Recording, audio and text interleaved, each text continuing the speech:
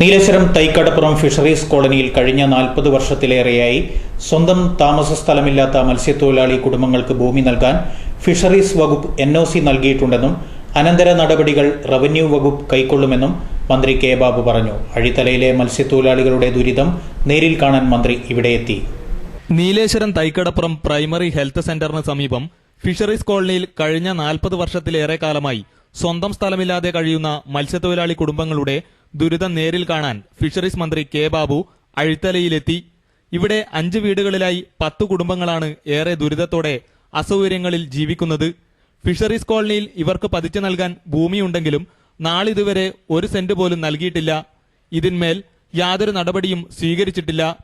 ഇടിഞ്ഞു വീഴാറായ താമസ സ്ഥലം പുതുക്കാൻ കഴിയാത്ത അവസ്ഥയിലാണ് ഭൂമി സ്വന്തമായി ഇല്ലാത്തതിനാൽ.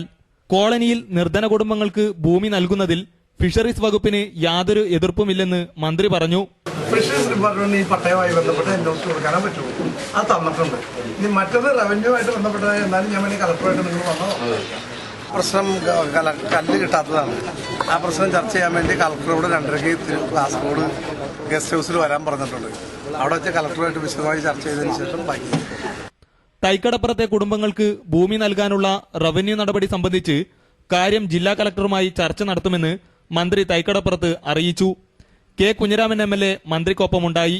ദിവസവും 200ഓളം പേർ വരുന്ന തൈക്കടപ്പുറം പ്രൈമറി ഹെൽത്ത് സെന്ററിൽ കിടത്തി ചികിത്സ ആരംഭിക്കണമെന്ന് ആവശ്യപ്പെട്ട് CPM Thaikkadappuram branch secretary VV Raghavan മന്ത്രിക്ക് നിവേദനം നൽകി.